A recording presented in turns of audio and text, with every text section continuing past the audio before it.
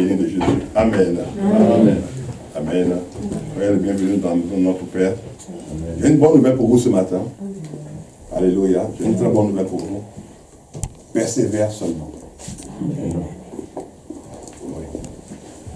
Persévère. C'est une bonne nouvelle, c'est une grande nouvelle. Parce que la persévérance demande un effort. La persévérance demande de la continuité. La persévérance demande de l'intelligence. La persévérance demande de l'assiduité. La persévérance demande toutes ces choses. Aujourd'hui, les chrétiens, les enfants de Dieu sont devenus paresseux. Et c'est la grâce qui ne nous a pas tués. Mais nous, on n'a pas compris la grâce. Si on donne un billet d'avion à quelqu'un pour voyager, on lui a donné le billet d'avion. Alléluia. Mais les formalités et tout ce qui va se faire, c'est lui qui doit les faire. Il doit chercher à faire son visa. Il doit aller dans un pays où le visa est exigé.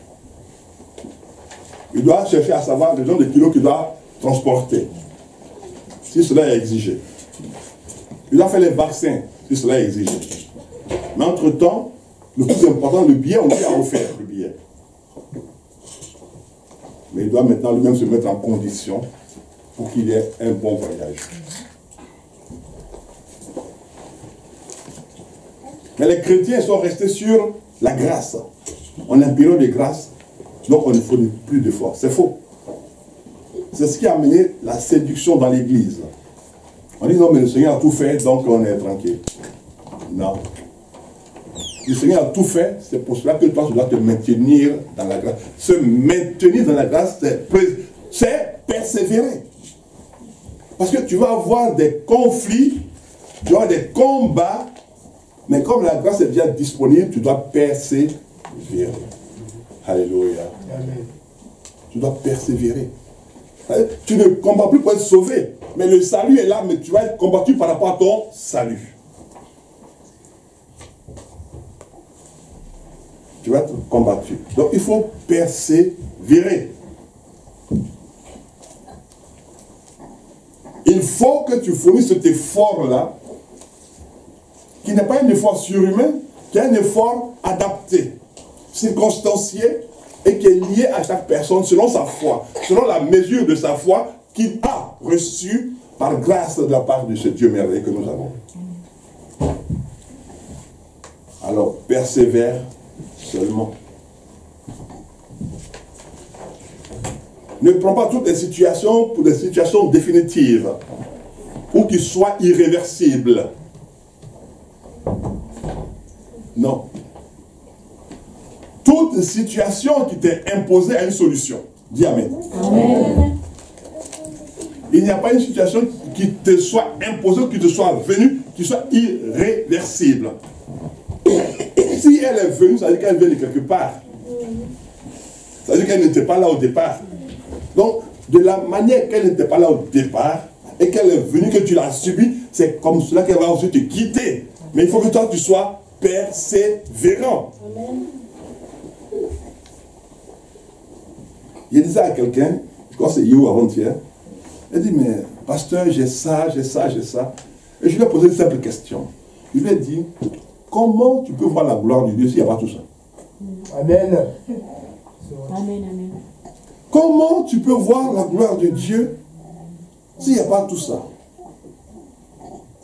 Parce que quand quelqu'un dit, j'ai vu la gloire de Dieu, c'est pas qu'il a vu une lumière, mais il a vu que dans les ténèbres les plus sombres de sa vie, dans les moments les plus difficiles de sa vie, il a vu la main de Dieu intervenir. Ça, il peut dire, mais j'ai vu la gloire de Dieu. Et c'est là qu'il peut dire aussi, et j'ai vu la chute de Satan. Amen. Gloire à l'Éternel, gloire au nom de Jésus. Et j'ai vu la chute de Satan. Gloire à l'Éternel. Amen. Vous voyez, mais si tu n'as pas tout ça, comment tu peux voir la chute de Satan? Amen. Oui. Si tu n'as jamais éprouvé la faim, comment tu peux apprécier les repas qu'on te donne? Moi, il y a une chose que j'ai remarqué depuis le temps que je suis en France. Je vois des gens en France, c'est paradoxal, hein? Ils font la grève de la faim. Mais en Afrique, j'ai même pas encore vu quelqu'un qui fait la grève de la faim. Là-bas, nous on fait la grève pour manger. Parce que d'abord, pour manger, il y a un problème. On est 10 autour d'un plat. Mais si tu as fait la grève, ah non, on va te remercier. On va te dire, non, tu peux faire encore demain, parce que vraiment, le plat pour 10 personnes, quand tu fais la grève, non, ça devient le plat de 9 personnes. Donc, ce qui veut dire que toi, tu es encouragé pour que tu fasses une grève encore la semaine d'après ou même le jour d'après. Mais quelqu'un qui fait la grève de la faim, qu'est-ce qu'il va faire? Parce qu'il fait la grève de la faim, il va ouvrir le frigo et puis il regarde, non, je ne mange pas. Parce que ça est au frigo, tu ne manges pas. Va à Abidjan, tu ouvres le frigo, il n'y a rien. Maman dit, il faut encore trouver le frigo. Ah bon, tu vas dans la mamie, il n'y a rien. Donc, quand tu vas à la grève, tu te dis, non, le Seigneur me pousse à jeûner. Je vais jeûner. Non, non, non, non. Vous voyez? Quelqu'un qui n'a pas mangé, qui trouve à manger, il est content. Mais le thème de ce matin, c'est persévère seulement. Les situations peuvent venir pour te déstabiliser. Elles viennent de part et d'autre pour te déstabiliser. Déstabiliser ta foi, déstabiliser ta famille, déstabiliser même ton mariage, tout déstabiliser en toi, même ton travail, même tes enfants. Mais ce que tu dois faire, c'est persévérer seulement. Amen. Tu dois avoir l'assurance d'une seule chose. Celui qui m'a parlé a la capacité de résoudre mon problème. Amen. Ce n'est pas un homme pour mentir. Ni le fils d'un homme pour voyager. Parce qu'il a tellement de crédits qu'il a voyagé.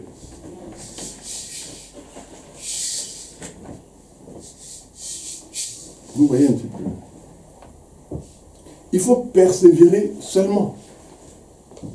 La situation est venue, elle s'est imposée à toi. Elle est venue. Vous voyez?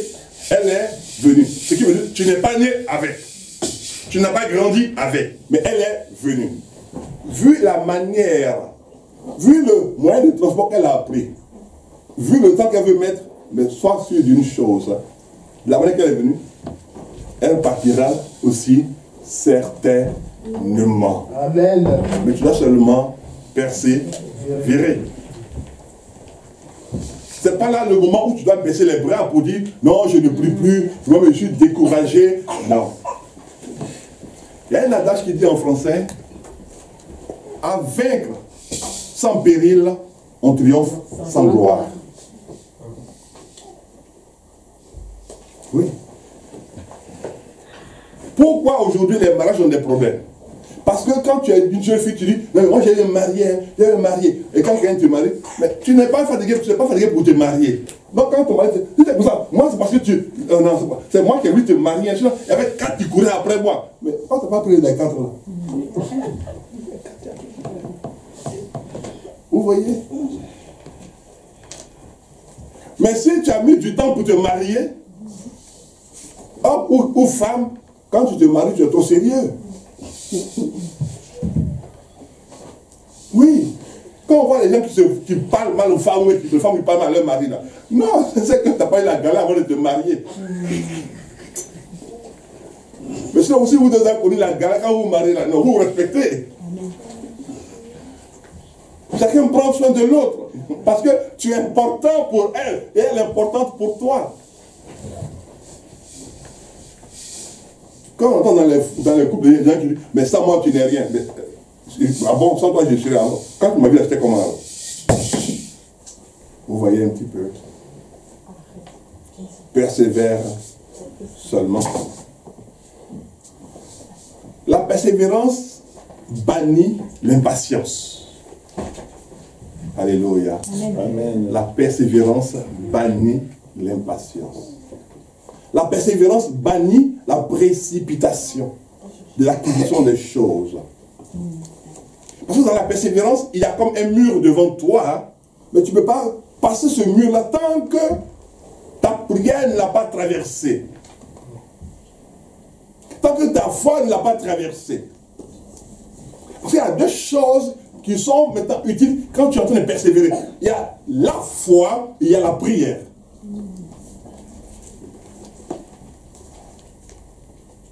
Il y a la foi et puis il y a la prière.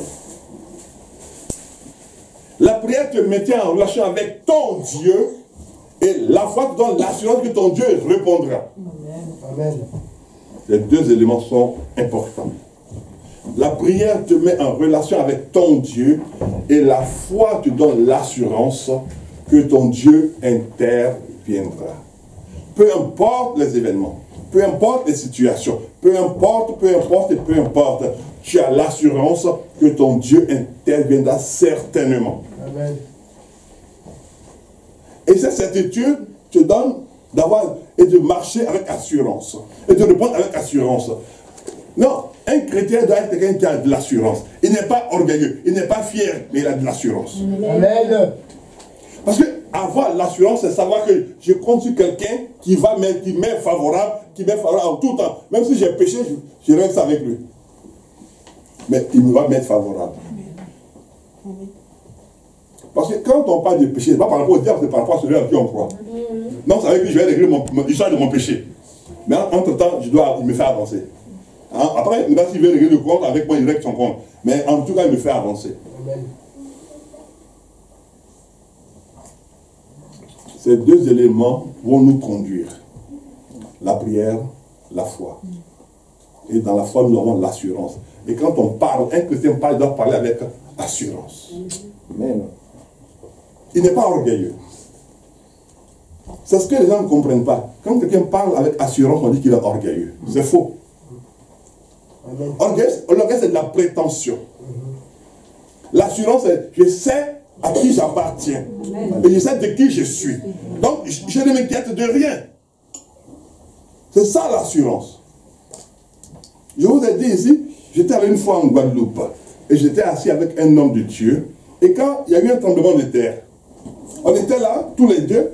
Et moi, j'ai dit à l'homme de Dieu, regarde, homme de Dieu, on est là, et puis il y a un tas basse, et l'eau s'agite. J'ai dit à l'homme de Dieu, mais il y a un tremblement de terre. Il dit, ah bon? Ah bon? Et puis il a dit, oui, mais regarde, l'eau, elle s'agite. Alors que là, on agit tranquillement. Il a commencé à paniquer. Mais moi, j'étais tranquille pour moi. Ce n'est pas de l'orgueil. Il y avait une assurance. Mon Dieu m'a dit, va me servir en Guadeloupe. Il ne m'a pas dit, va pour mourir en Guadeloupe. Donc, j'avais cette assurance-là que, quel que soit ce qui va arriver, même si l'immeuble s'effondrait, je sortirai vivant de ce lieu. Amen. Je le savais, donc j'étais tranquille. Et maintenant, c'est lui qui, quand il allait prêcher, cet homme de Dieu, c'est lui qui a dit, quand il a vu l'eau qui s'agitait dans la bouteille, lui, il cherchait la porte pour sortir. Et puis il me regarde, et moi, j'ai assis tranquillement. À ça, on lui a dit, mais lui, il s'appelle Vieux Père. Il n'est pas dit, même pas pour une chose. Il dit, ok, je comprends. Dites-moi, pourquoi paniquerais-je? S'il y a un tremblement de terre, ça tombe partout. Donc si je cours, là, je cours pour aller où? Je cours pour aller où? Ça tremble sur tout l'archipel de la Guadeloupe. Je cours pour sortir pour aller où? Alors que là où je suis assis, j'ai l'assurance que mon Dieu est assis avec moi. Donc si lui il est assis avec moi, si l'immeuble s'effondre, est-ce que l'immeuble peut l'écraser? Non. Si l'immeuble ne peut pas l'écraser, là où il est assis avec moi, donc l'immeuble s'écrase, et puis moi je suis avec lui, et puis l'immeuble se sépare à mon niveau. Donc c'est tout. Amen. Donc j'ai l'assurance de cela. Amen. Vous voyez? C'est ça l'assurance. C'est pas de l'orgueil. Non. Rien confondre. C'est pas de la prétention. J'ai l'assurance que mon Dieu il dit, je suis avec vous tous les jours. Donc il est avec moi tous les jours. Ce n'est pas de l'orgueil, c'est de l'assurance. Alléluia. Donc persévère seulement. C'est vrai que Sur le chemin de la foi, il y a beaucoup d'événements qui arrivent, beaucoup de choses fâcheuses qui arrivent, beaucoup de contrariétés, beaucoup de frustrations. Mais ces choses viennent pour faire trois choses dans ta vie, avant qu'on aille dans la parole. Ça vient pour créer trois choses dans ta vie. Sur le chemin de la foi, il y a trois choses qui arrivent. Il y a les frustrations, premièrement. Il y a les combats, deuxièmement. Et puis il y a les trahisons et les déceptions qui sont comprises ensemble. Vous voyez? Toutes ces choses viennent pour forger une seule chose en toi, ton caractère. Amen.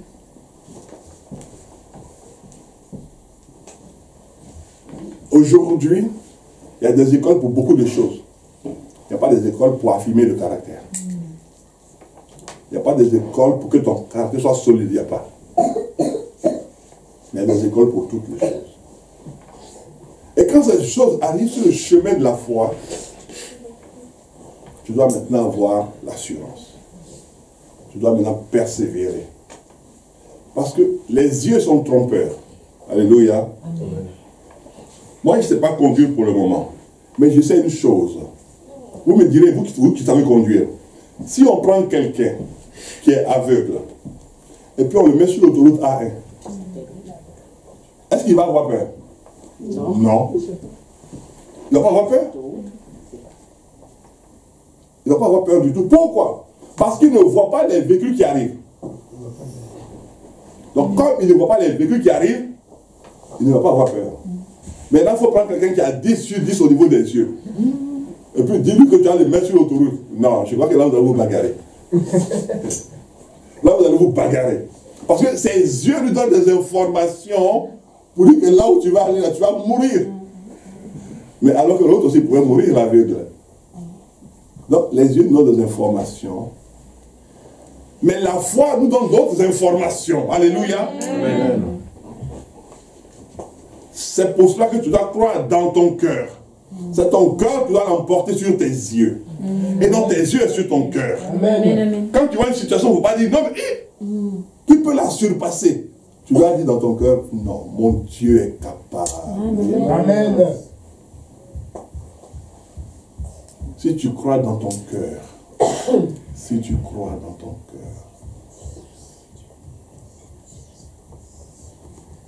on a un chant qui dit, oh, mon Dieu est bon, il est puissant, mon Dieu est bon, il est puissant, mon Dieu est bon, il est puissant, mon Dieu est bon, il est puissant, il est puissant, il est bon, il est puissant. Donc il est puissant ton Dieu. Il est puissant ton Dieu. Et vu qu'il est puissant, cette puissance, ça te transporte. Donc, quand les événements arrivent, les événements contrariants, frustrants, fâcheux arrivent, tu dois leur donner ce chant. Tu dis, mon Dieu est bon, il est puissant, mon Dieu est bon, il est puissant. Ils vont dire, attends, mais nous on t'agresse et toi tu nous chantes un chant. Tu dis, mais c'est que vous n'avez pas encore rencontré mon Dieu. Alléluia. Amen. Vous ne l'avez pas encore rencontré. Rien lui va vous rencontrer. Ah, là, ça va changer pour vous. Alléluia. Vous m'avez agressé. Vous n'avez pas encore rencontré mon Dieu. Vous m'avez attaqué. Vous n'avez pas encore rencontré mon Dieu. Mais je vais vous le présenter, mon Dieu. Alléluia. Allons dans la parole de Dieu maintenant. Dans Daniel 3, s'il vous plaît. Excellent Père de grâce. Merci pour ta parole. Ta merveilleuse parole. Ta parole de bénédiction. Ta parole de guérison, ta parole de délivrance, ta parole de restauration, ta parole de renouvellement, qui est là pour nous faire du bien en ce jour béni. Nous te rendons toute la gloire, car la gloire, elle est pour toi. Béni soit ton grand nom. Béni soit ton puissant nom, au nom élevé de Jésus. Amen. Amen.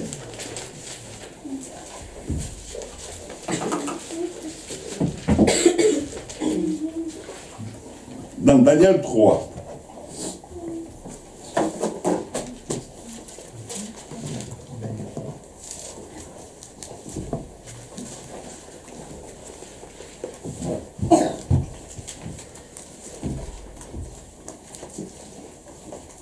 voici ce que dit la parole de Dieu. Daniel 3, 15. Maintenant, tenez-vous prêts, et au moment où vous entendrez le son de la trompette, du chalumeau, de la guitare, la sambule, du septentrion, la cornemuse et de toutes sortes d'instruments. Alléluia. Vous vous prosternerez et vous adorerez la statue que j'ai faite. Si vous ne l'adorez pas, vous serez jetés à l'instant même au milieu d'une fournaise ardente. Regardez. Aujourd'hui, on n'a pas ces éléments-là. La trompette, si, on n'a pas ça comme eux ils avaient. Mais nous, on a nos trompettes. Suivez bien, on a nos trompettes. Quelles sont nos trompettes d'aujourd'hui? Non, c'est pas ça là. Là, ce n'est pas la parole de Dieu. On a nos trompettes de notre époque. La musique du monde d'aujourd'hui. Quand les gens écoutent, mais tu n'as pas écouté le dernier morceau de celui qui est chanté là? Ça, c'est la trompette d'aujourd'hui. Donc, tous les chrétiens, ils cherchent la musique qui est en vogue ce jour-là. Ils cherchent à regarder les clips vidéo des musiques qui sont en vogue. Parce que les autres, elles m'ont dit, mais tiens, il y avait une clip vidéo qui est sortie là. Et dit, quand vous allez entendre cela, vous voyez. En ce moment-là, c'était cette musique-là qui devait sortir, qui devait sonner aussi. Aujourd'hui, il y a des chrétiens qui ont dans leur téléphone des musiques terribles. Allumer le feu. Si le feu vient dans ta maison, tu vas pleurer après pour dire oui, je suis attaqué, c'est comme ceci. Ça même tu mets dans ton téléphone.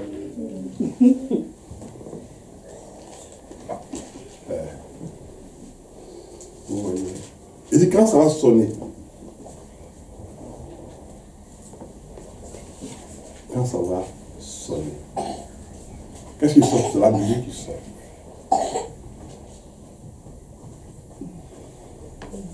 Et il dit,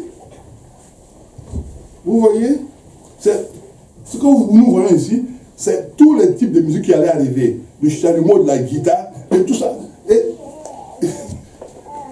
Et des chrétiens vont écouter tout ça. Parce que, non, mais tu sais, non, mais moi j'écoute seulement, hein. Il ne faut pas écouter seulement. Il faut quitter carrément. Il ne faut pas écouter seulement. Il faut quitter carrément. Non, mais parce que quand j'étais avec mes amis, ils m'ont demandé si je connaissais tel morceau, mais j'ai dit je ne connais pas. Mais quelle est la chanson que tu as, tu connais? Ouais, mais justement, on te demande quel chanteur que là tu connais. Parce que là, c'était la période où c'était Babylone qui régnait sur le monde entier. Aujourd'hui, c'est la musique du monde qui règne sur le monde entier. Parce que même les chrétiens cherchent la musique du monde aussi pour écouter un peu. Ça ne fait pas de mal. Non, mais ce n'est pas un péché. Mais vous ne savez même pas ce que les gens font pour que leur musique parvienne dans vos oreilles. Vous ne savez même pas. Parce que dans la musique du monde, pour qu'elle soit populaire, il faut qu'il y ait une alliance diabolique. C'est l'alliance diabolique qui amène l'excitation, l'acceptation de la musique du monde. C'est ça, là. C'est l'alliance diabolique qui amène des choses pareilles.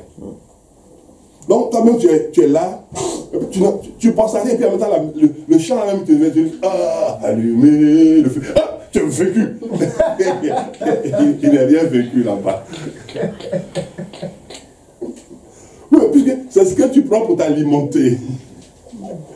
Tu alimentes ton cerveau avec, tu alimentes ton cœur avec. Mais comme tu alimentes tout en toi avec, mais quand tu as, quand on chante, là tu chantes autre chose. Vous voyez.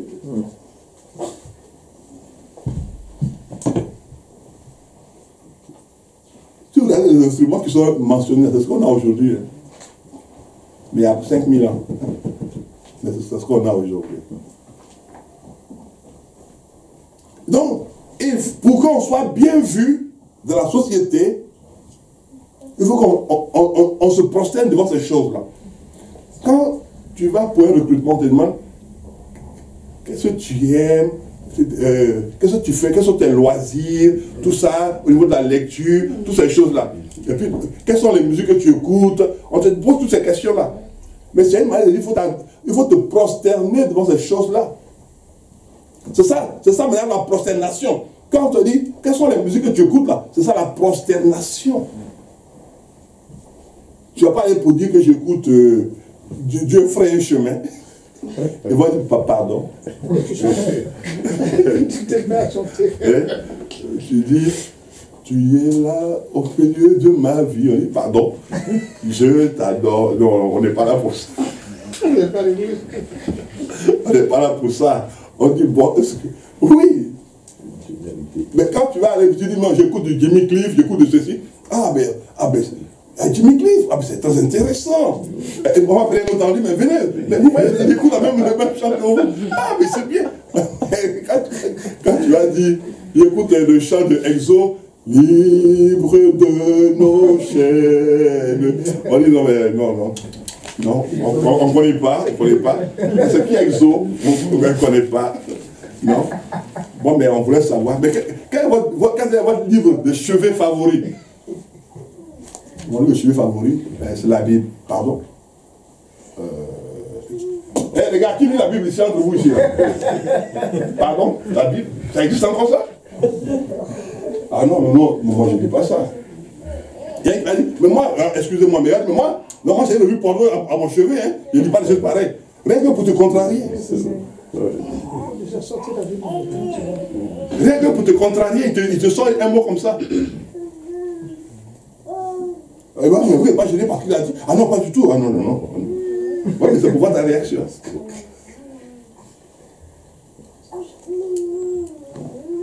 Quand vous allez entendre tout ça, vous prosternerez.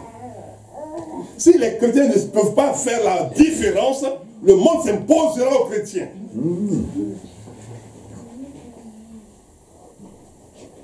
Si les chrétiens ne peuvent pas faire la différence, le monde s'imposera aux chrétiens. Le monde s'imposera. Il nous imposera ses habitudes et ses codes. Et lorsque vous entendrez cela, vous prosternerez. Mais aujourd'hui, celui qui a dit cela, il n'est plus. Mais aujourd'hui, quand la musique... Est-ce que vous savez que la musique du monde qui est en vogue, elle se passe en 3 temps? Je vais vous expliquer les 3 temps. Quand un musicien doit être en vogue, ça se passe en 3 temps. Le premier temps, on met sa musique déjà à 6 h du matin. Donc quand vous vous réveillez, tu mets ta radio, tu tombes sur sa musique en même temps. Donc ça s'imprime en toi. À midi, on met la même musique. Ça s'imprime en toi. Le soir, on met la même musique, ça s'imprime en toi. Quand tu vas dormir, tu dors avec la musique. C'est ça. Donc dans tout ce que tu vas faire dans la journée, tu es en train de fredonner ce chant. Après, tu dis non, tu es vaincu. Il n'est pas vaincu. Tu as tout un programme de louanges, d'adoration, merveilleux à la télé ou dans tout. Mais toi, tu sais ce que tu écoutes. Mais ça va s'imprimer en toi. Il dit, quand vous entendrez cela, vous vous prosternerez.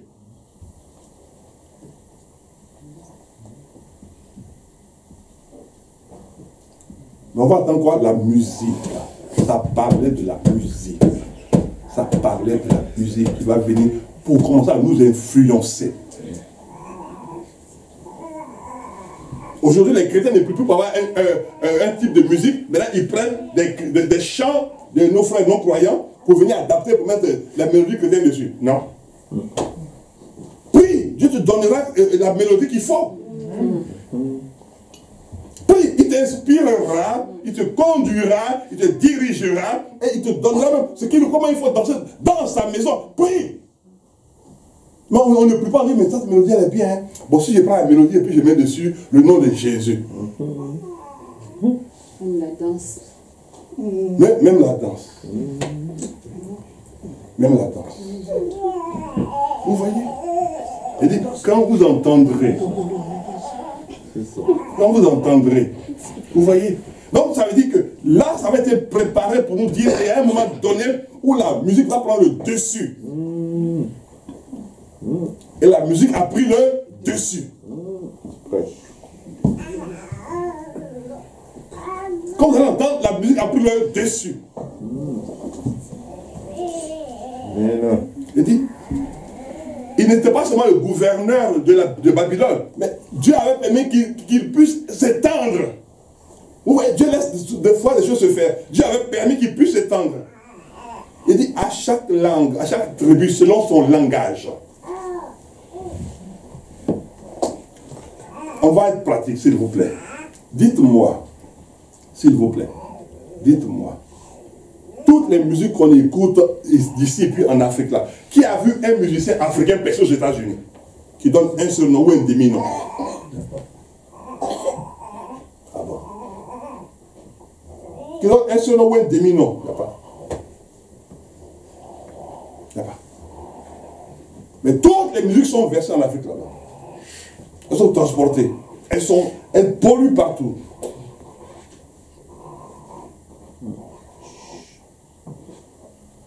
Lorsque vous entendrez le son, vous vous prosternerez. Aujourd'hui, la musique nous amène à nous prosterner. La musique nous amène à nous prosterner, à adorer ce Dieu qui est dans la musique, qui n'est pas Jésus-Christ de Nazareth, qui n'est pas Yahvé Dieu son Père, mais qui est la mode. Il faut qu'on soit la mode au niveau des chants, qu'on soit la mode au niveau du meilleur chanteur, qu'on soit la mode, oui.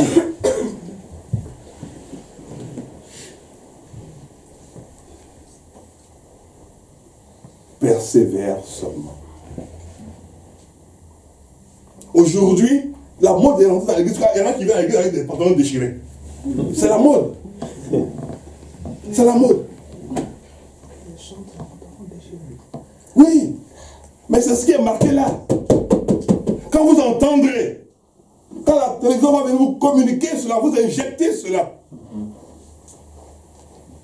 Attends, tu te lèves. Tu prends ton argent. Et puis tu vois un pantalon qui est déchiré. Et puis tu t'en vas l'acheter.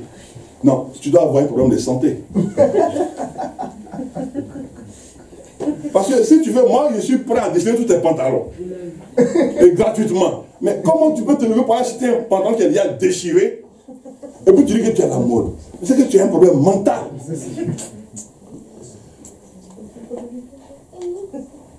Donc tu as un problème, tu as besoin de prière, tu as besoin de compassion.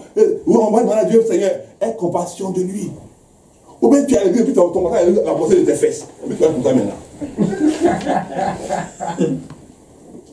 Mais c'est pas croyable. Voilà d'où ça vient. Babylone.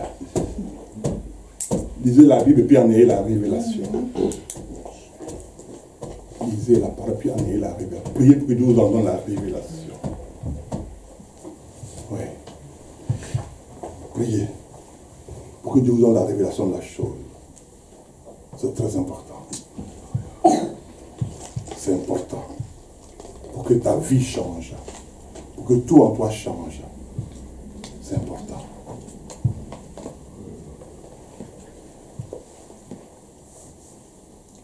Ézéchiel 36, s'il vous plaît.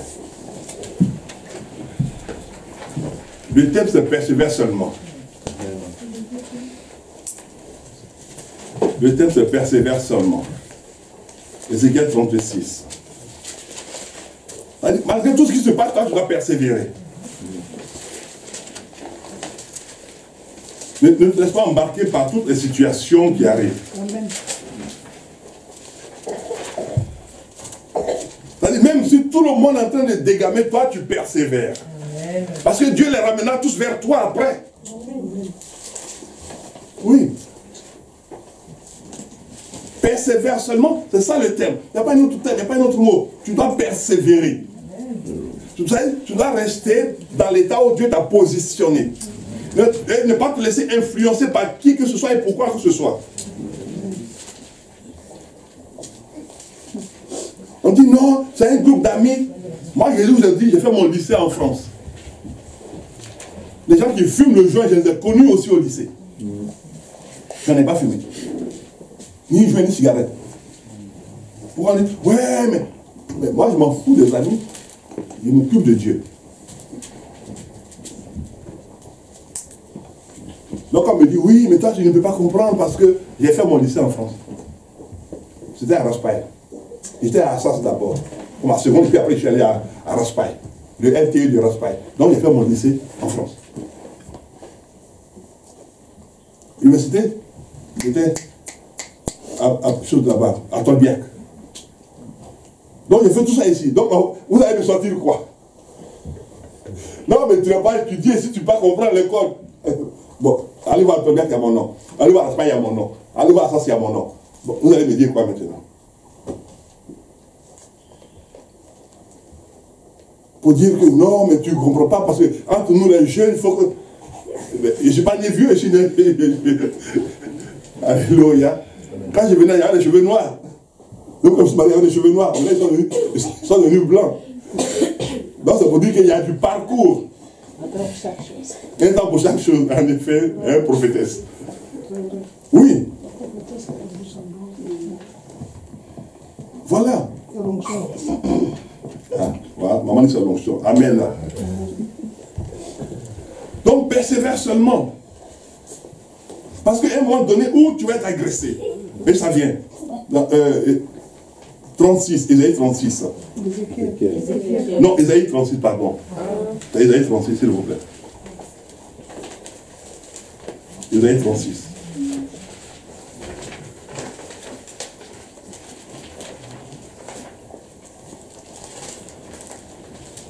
Ésaïe 36, à partir du verset 4.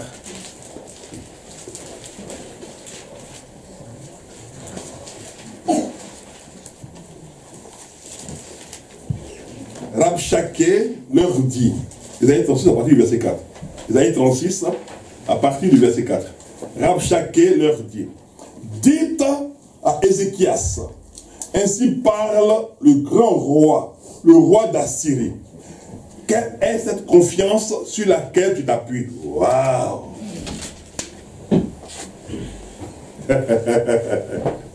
Quelle est cette confiance sur laquelle tu t'appuies? Moi, le grand roi d'Assyrie, je te parle et toi, tu me contredis. Tu me contrecarres dans mes propos.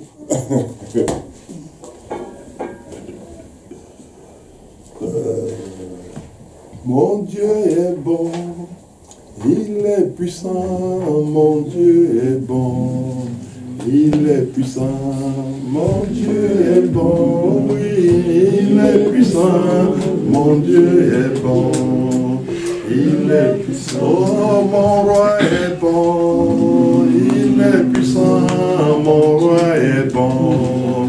Il est puissant, mon Dieu est bon, il est bon, il est puissant, mon Dieu est bon, il est puissant, oh Jésus est bon, oh, il est puissant, Jésus est bon, il est puissant, mon Dieu est bon, il est bon, il est puissant, mon Dieu est bon. Il est puissant, il est puissant, il est bon, il est puissant, il est bon, il est puissant, il est fort, il est puissant, il est fort, il est puissant, il est gagne, il est puissant, il est fort, il est puissant, il triomphe, il est puissant, il est bon, il est puissant, il est fort, il est puissant, il est bon, oh, il est puissant, il est grand, il est puissant, il est bon, oh, il est grand, il est fort, il est puissant.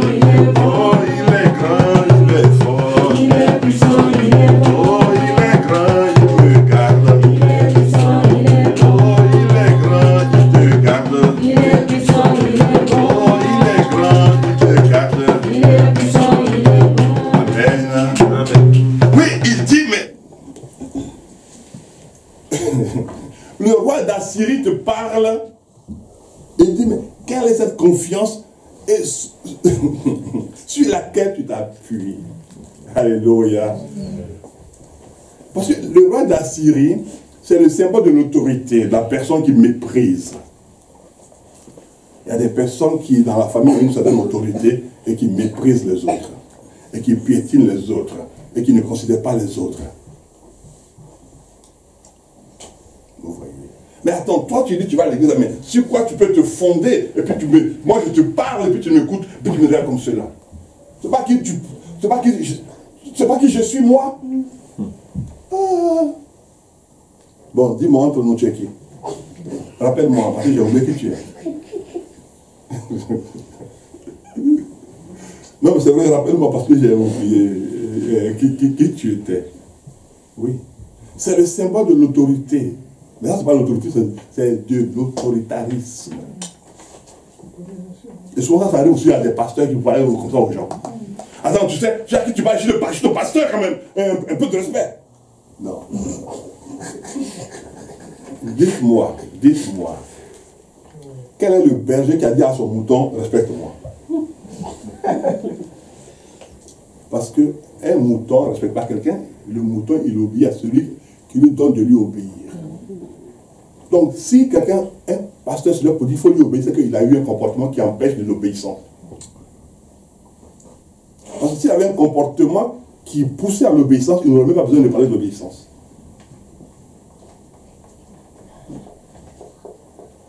Même on peut s'opposer à toi, il n'y a pas besoin de parler d'obéissance. Qu'est-ce que Dieu a dit à Moïse? Il a dit à Moïse, c'est pas à toi qu'ils envoient, c'est à moi. Qu'est-ce que Dieu a dit aussi à Samuel? Quand le peuple a dit on veut un roi comme tous les autres peuples.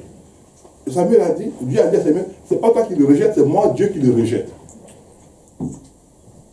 Il n'a pas dit, non mais vous savez à qui vous parlez? Je suis Samuel, la bouche de Dieu. Non. Non, il n'a pas dit ça. Moïse a dit, mais qui sommes-nous pour vous opposer à nous? Vous voyez. Ça, ce n'est pas de l'autorité, c'est de l'autoritarisme. Continuons, vous allez voir. Rabshakeh était le porte-parole de son roi. C'est au verset 7. Je te le dis, ce ne sont que des paroles en l'air. Je te le dis, ce ne sont que des paroles en l'air. Il faut pour la guerre de la prudence et de la force. En qui donc as-tu placé ta confiance pour t'être révolté contre moi? Voici, tu l'as placé dans l'Égypte, tu as pris pour soutien ce roseau cassé qui pénètre et perce la main de quiconque s'appuie dessus. Tel est Pharaon, roi d'Égypte, pour tous ceux qui se confient en lui.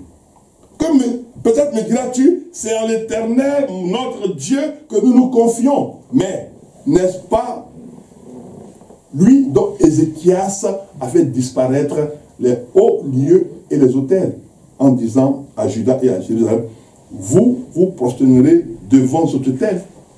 Vous voyez? Donc, là, il y a un questionnement qui est posé. Comme tu vas tout le temps à l'église, on te pose la question. Oui, mais nous, tu as des problèmes, nous on veut t'aider, puis toi, tu continues à aller dans ton église.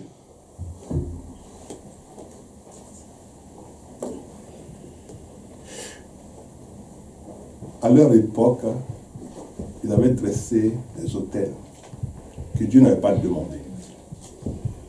Et Ézéchias a dit de les détruire tous. Aujourd'hui, on a les mêmes autels. Les autels ne se construisent plus, mais se construisent dans la tête en même temps. Dans la façon de servir. Aujourd'hui, j'apprends régulièrement qu'il y a des gens, des hommes de Dieu, qui donnent de l'eau à des personnes, qui donnent du sel à des personnes, qui donnent des bouteilles d'huile d'onction à des personnes. J'ai dit, mais moi j'ai parlé la Bible, je n'ai pas encore vu où on doit donner de l'eau à quelqu'un, du sel à quelqu'un, ou de l'huile d'onction pour que la personne garde chez elle à la maison. Bon, si on te donne le sel, et puis le jus que tu veux, le papier, tu manques de sel, qu'est-ce que tu fais avec le sel? Bon, on te donne l'huile d'onction, puis tu es en train de ta friture, puis la bouteille d'huile est finie, tu fais comment? Et puis il te reste l'huile d'onction. Vous voyez comment est-ce qu'on est en train de rendre les choses de Dieu sans valeur.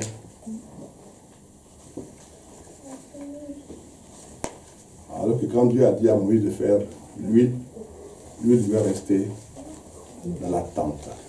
Ça ne sortait pas. c'est fait pour rester dans un seul et unique lieu. Ce n'est pas fait pour se promener. Quand le prophète partait avec l'huile, c'est qu'il y avait quelque chose d'important.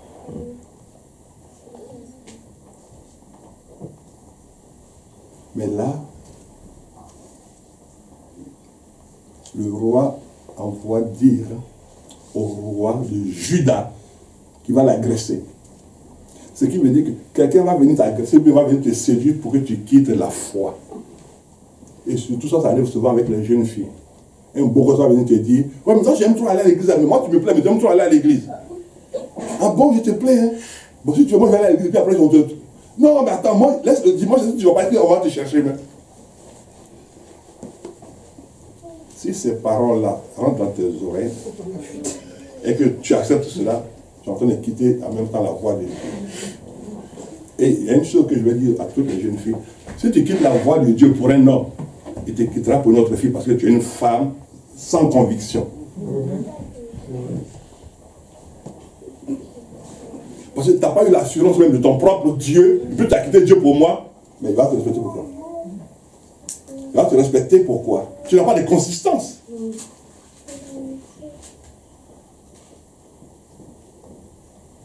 Tu n'as pas de consistance. Non. Sur quoi tu t'appuies?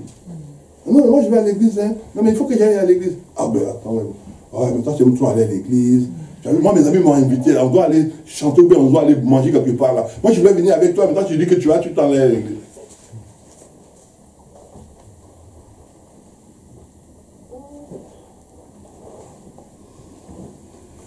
Sur quoi tu mets ta foi? Sur quoi t'appuies-tu? Persévère seulement. Alléluia. Amen.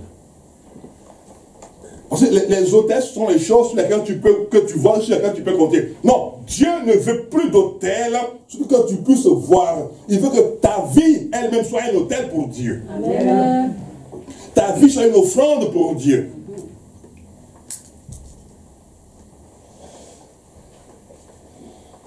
Par la grâce de Dieu, dans tous les pays où Dieu m'envoie, je vois des familles, des couples, des filles qui sont brisées, détruites, parce que celui pour lequel ils avaient quitté Dieu